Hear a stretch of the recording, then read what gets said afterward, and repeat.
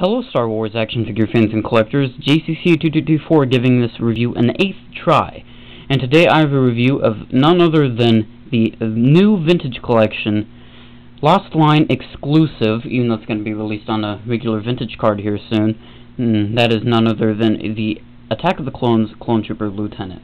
Now as you can see, I have my Lieutenant leading one of my troopers, and that just looks so cool, especially considering this mold. It really looks well with the Phase 1, even though with the Phase 2, it looks kind of clownish, if you can see back there. Oh, look at me. But, getting on to the card.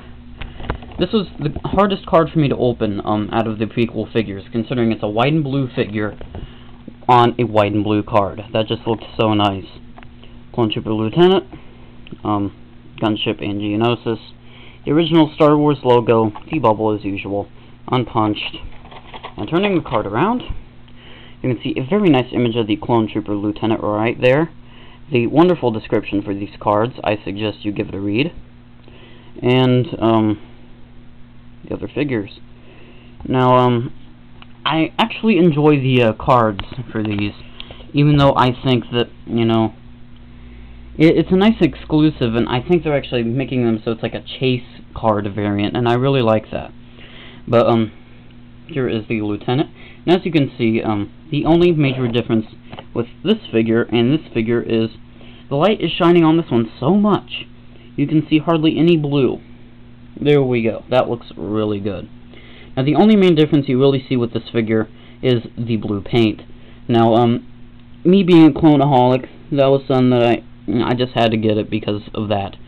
And because blue's my favorite color, as my wall practically says for itself. And I just really like this mold for the Phase 1. The Phase 2, go to my Shock Trooper review to see how that works out. But here is the figure. Now, moving this guy aside, you can really see how this figure has some really nice paint applications, mainly with the blue, because that is the main feature of this figure that differentiates it from previous clones. Now, obviously, this is a repaint of the original Vintage Collection Phase 1 clone, and honestly, I like this mold. I really do. I just don't like it with the Phase 2s. The helmet looks way too big. But that aside, this guy is awesome. The helmet detailing and mold is practically spot on, giving this guy a 360. You can really see the paint applications on this figure just superb, and really just make this figure shine out of practically all of the prequel trilogy figures. If you're getting one, get this, even if you have the previous. Speaking of the previous, we'll take another comparison of the kind of multi-pack Attack of the Clones Lieutenant.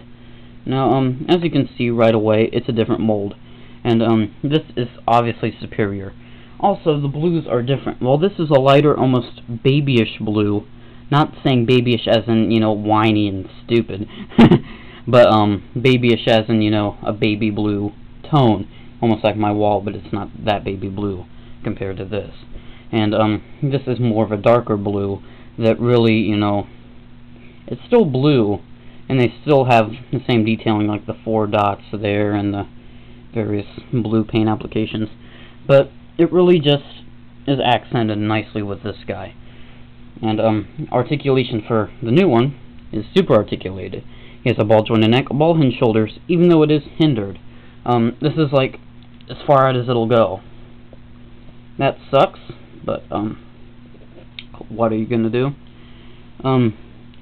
So ball hinged shoulders, ball hinged elbows, ball hinged wrists, ball jointed waist, ball hinged hips, ball hinged knees, and ball hinged ankles.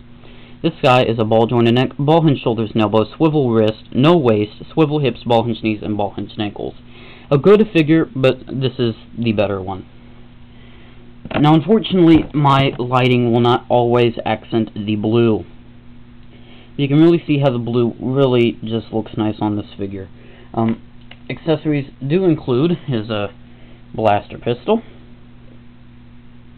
which is very nicely decorated with some silver paint applications, and he also has his rifle, which I just like giving this guy a pistol. Probably going to use this with some other clone I really like. So that is accessories. Just like the previous one, he does have a removable helmet. There you can see his face, which just looks a little different to me than the previous. And getting out the previous, you can see that differences are very minor. The only one I really see is that the eyes are a little more expressed on this one than that one. And let's just put his helmet back on, set him to the side. And overall, this is a figure you really need to get. Nice all around. Even has paint applications under there. The issues I had with the Shock Trooper are totally excused on this one because it actually fits with the Phase 1. Phase 2 is actually different armor rather than just the helmet. Paint applications on the hands are still a little sloppy. As you can see there, I have a splotch of black there, and on this side it's, you know, a little sloppy. But other than that, I give this figure an overall rating of I have to say 9 out of 10. I really enjoy this guy, and really, if you're a clone collector, even if you have one previously, unlike the Shock Trooper, I really recommend this one. This is certainly a very nice update. We're also getting a Clone Trooper Sergeant later on in 2013, and I hope we get a Captain and Commander to match. With that being said, this is JCC2224 Cody signing off, and may the Force be with you.